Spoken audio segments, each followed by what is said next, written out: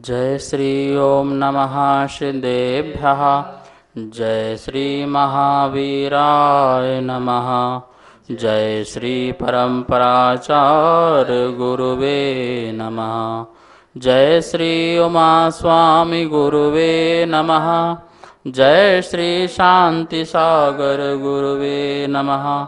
जय श्री विद्यानंद गुरुवे नमः। मोक्ष मार्गस्य नेतारं भेत्तारं कर्म भूभृतां ज्ञातारं विश्वतत्त्वानां वन्दे तद्गुणलब्धये।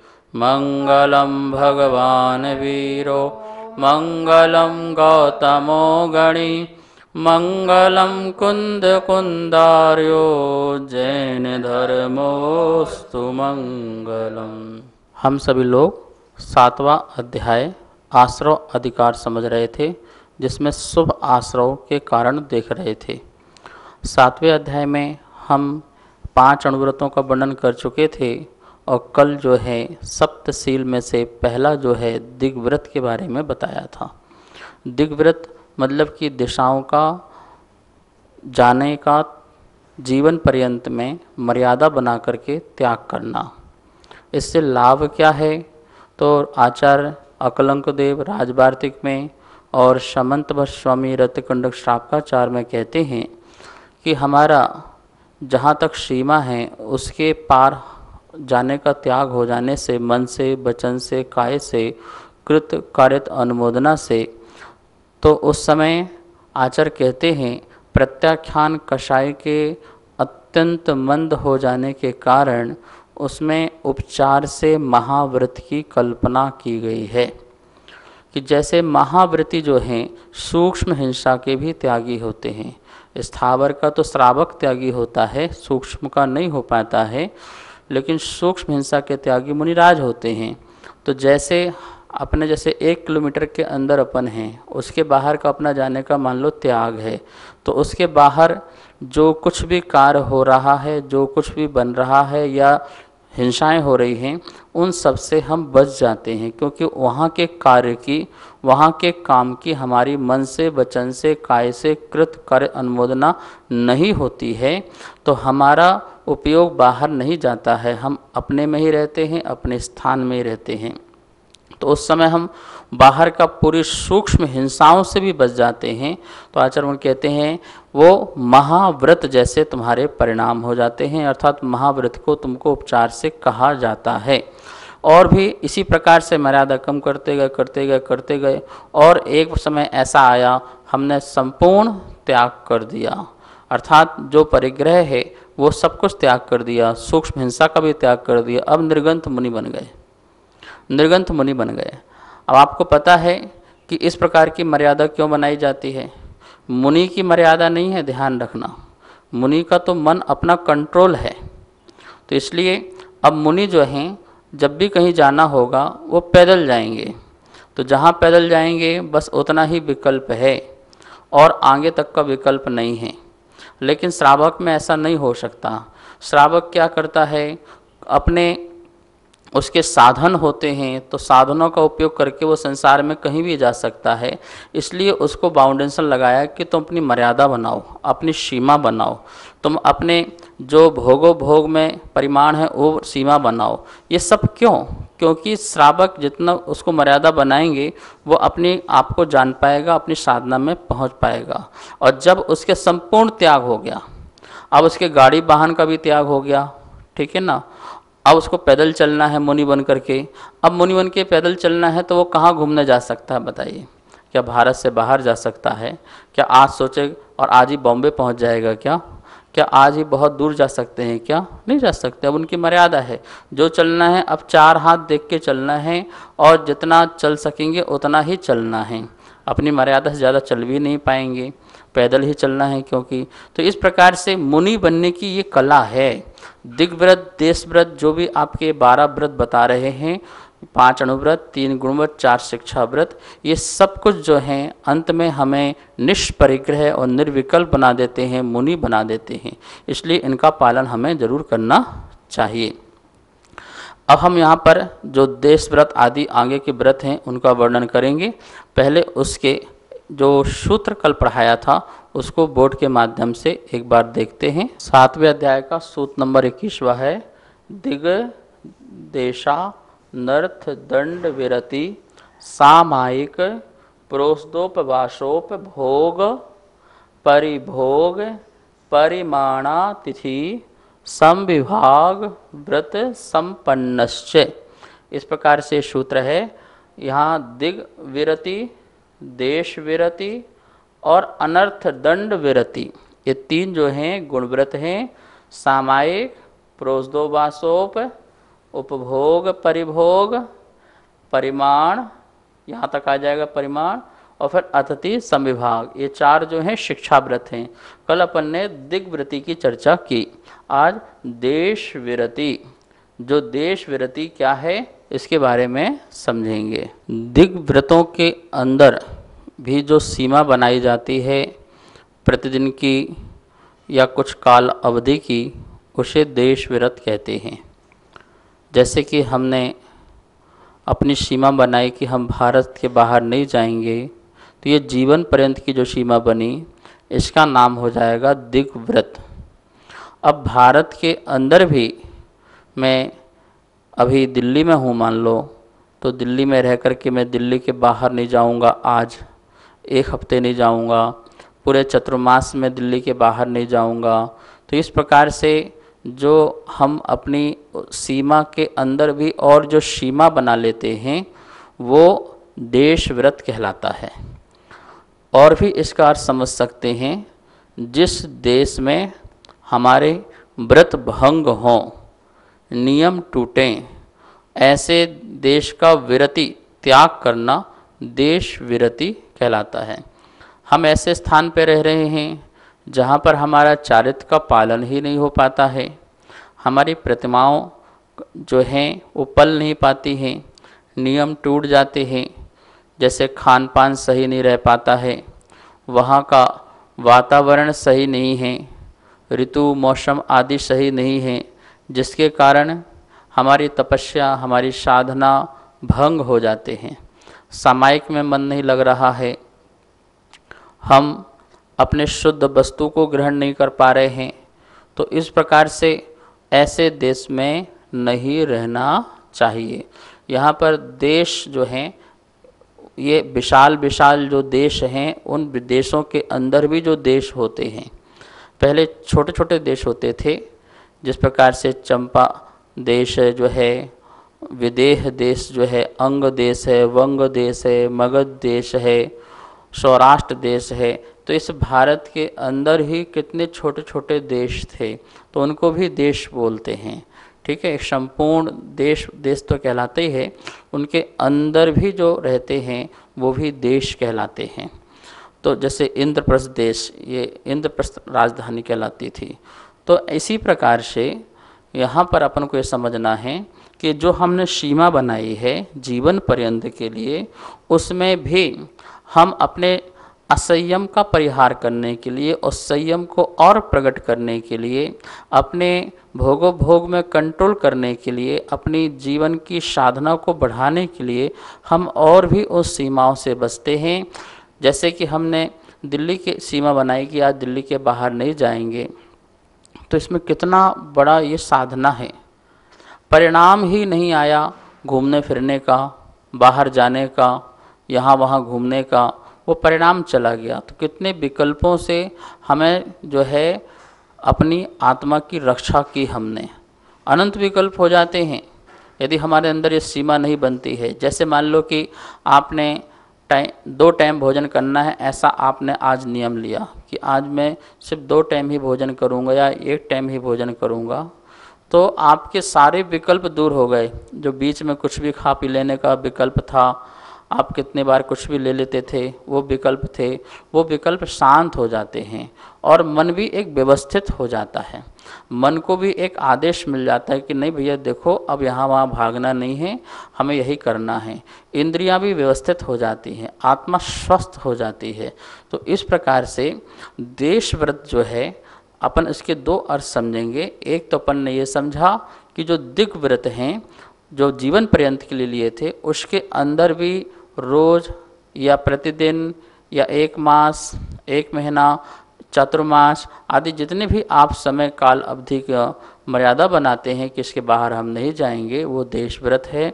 दूसरा ये लगाना कि जिस देश में रह कर के हमारे नियम व्रत भंग हो जाते हैं, पालन नहीं हो पाते हैं, उसका भी विरति कर देना, उसका भी त्याग कर देना, ये भी देश व्रत कहलाता है। नमोस्तु आचार्य श्री, देश व्रत की मर्यादा किस प्रकार से ली जाती है? देश व्रत में हम दो प्रकार से मर्यादा लेते हैं, एक क्षेत्रगत और एक कालगत। क्षेत्रगत में हम सोच लेते हैं कि जैसे कि इस घर से बाहर आगे नहीं जाएंगे, इस मोहल्ले से आगे नहीं जाएंगे, इस गांव के बाहर नहीं जाएंगे, या इस पर्वत के आगे नहीं जाएंगे, इस नदी के आगे नहीं जाएंगे, तो इस प्रकार, या इस शहर से या इस देश से बाहर नहीं जाएंगे। इस प्रकार की जो मर्यादा है वो क्षेत्रगत मर्यादा है। तो इस प्रकार से कोई भी प्रसिद्ध क्षेत्र हो, स्थान हो, उसकी आप सीमा बना सकते हैं। सामायिक कर रहे हैं तो सामायिक काल के समय मैं अपने इस जो तख़त है, इस तख़त से नहीं जाऊंगा आगे, या अपने स्वयं के जिस कमरे में रह रहे उस कमरे से मैं बाहर नहीं जाऊंगा। तो इस प्रकार से क्षेत्रगत मर्यादा आप कुछ भी बना सकते हैं। कोई भी आपके मन में विकल्प आए उसको आप पूरा कर सकते हैं। और कालगत की मर्यादा क्या कहलाती है कि मैं एक नक्षत्र तक ये नियम लेता हूँ, या एक पक्ष का नियम लेता हूँ, या एक मास का, महीने का नियम लेता हूँ, या 4 महीने का, या अयन का, ऋतु का, या वर्ष का। इस प्रकार से ऐसा नियम ले सकते हैं। जैसे कि मैंने कालगत में इस नदी के पार एक दिन तक मैं इसके आगे नहीं जाऊंगा, या इस मोहल्ले से मैं एक दिन तक इसके बाहर नहीं जाऊंगा। तो तत्संबंधी जो हमारे पाप हैं, लोभ हैं, काम हैं, क्रोध है, मान माया है, खोटे परिणाम हैं, वो सारे के सारे हमारे त्याग हो जाते हैं, और हम अपने क्षेत्र के अंदर में रह करके, अपने काल के अंदर ही रह करके अपनी साधना करते हैं, या अपना कोई व्यापार है या पारिवारिक जीवन है उसी में ही रहते हैं। इसके बाहर का त्याग होता है। जैसे कि रिश्तेदारों कहाँ से खबर आ गई और आपने त्याग कर दिया, इस मोहल्ले के बाहर नहीं जाना है, वहाँ पर शादी ब्याह है या कोई फंक्शन है या कोई सूतक पातक है आदि कोई भी चीज़ें हैं और आपको वहाँ पहुँचना है, तो आपने त्याग कर दिया। तो तत्संबंधी जितने भी विकल्प हैं उन विकल्पों से आपकी मुक्ति हो जाती है। त्याग हो जाने के बाद फिर विकल्प नहीं होना, इस बात का जरूर ध्यान रखना। हमने त्याग तो कर दिया पर आकुलता व्याकुलता बनी रही तो वो हमारा संयम नहीं कहलाएगा। आपको त्याग के बाद खुशी होना चाहिए। त्याग आनंद देता है, त्याग दुख नहीं देता है। दुख दे रहा है तो वो त्याग नहीं है, वो तो तुम्हारी आकुलता है, और उस आकुलता को शांत करना ही तो त्याग का काम है। जो हमारी इतनी आकुलताएं थीं, उन आकुलताओं को दूर करने के लिए तो हमने ये विकल्प चुना कि हम त्याग करें, लेकिन विकल्प बना रहा तो अंदर ही अंदर विकल्प बना रहा, अरे नहीं लेते नियम तो अच्छा होता, घूमने तो चले जाते, देखो वो चला गया साथी, मैं अकेले यहाँ रह गया, मैंने कैसा नियम ले लिया। खेद खिन्न भी नहीं होना, पश्चाताप भी नहीं करना नियम लेने के बाद। नमोस्तु आचार्य श्री, दिग्व्रत और देशव्रत में क्या अंतर है? दिग्व्रत और देशव्रत, जैसा कि शब्द से ही पहला अंतर लग रहा है, दिक मतलब दिशा, तो दिशा का मर्यादा बनाना अर्थात दिशा के बाहर जाने का विरति त्याग करना वो दिग्व्रत है। और देशव्रत जहाँ पर हमारे व्रत भंग हों ऐसे देश में जाने का त्याग देश विरति है। तो ये तो शाब्दिक अर्थ हुआ। दिग्व्रत जो सर्व काल के लिए नियम लिया जाता है उसे दिग्व्रत कहते हैं। हमने जो दिशा बनाई कि इस दिशा में इतने योजनों पर्यंत हम जो हैं जाएंगे, इसके बाहर हम नहीं जाएंगे, ना वहाँ से कोई लेन देन रखेंगे, ना ही वहाँ पर जाने आने का भाव रखेंगे, उतना ही सर्वकाल अर्थात जीवन पर्यंत के लिए नियम लेना वो दिग्व्रत कहलाता है।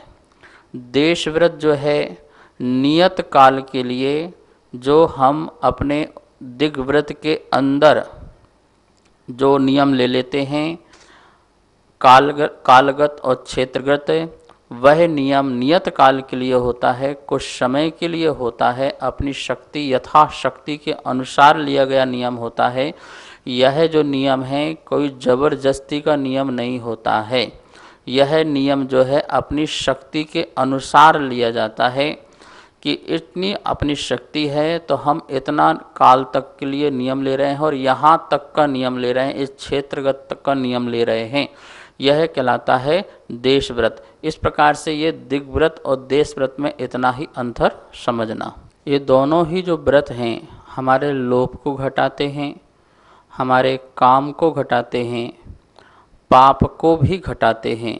तो इस प्रकार से देखा जाए दोनों व्रत हमारे मनोदशा को बहुत अच्छा करते हैं, मन की निर्मलता प्रकट करते हैं, परिणामों की विशुद्धि करते हैं।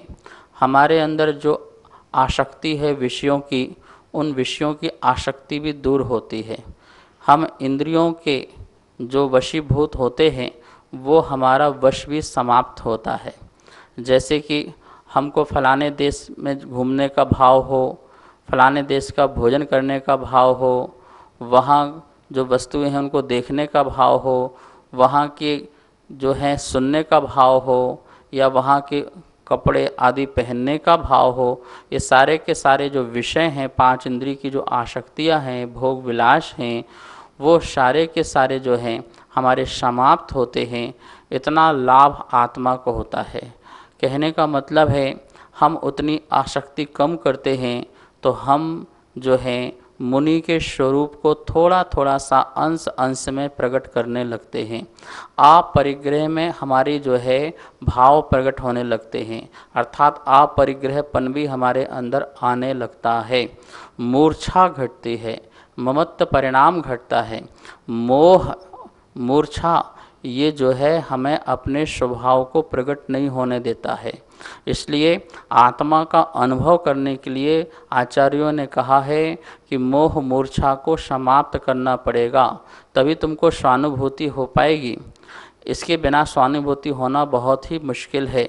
इसलिए हमें दिग्व्रत और देशव्रत ग्रहण करना ही चाहिए। तो अब अपन अनर्थदंड व्रत के बारे में जानें, उसके पहले दिग्व्रत और देशव्रत में कुछ बातें और हैं अंतर, उसके बारे में समझ लेते हैं।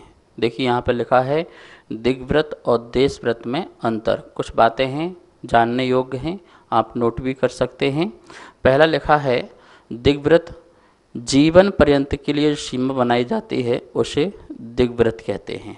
देशव्रत के नीचे लिखा हुआ है कुछ समय के लिए दिग्व्रत की सीमा के अंदर ही जो सीमा बनाई जाती है उसे देशव्रत कहते हैं।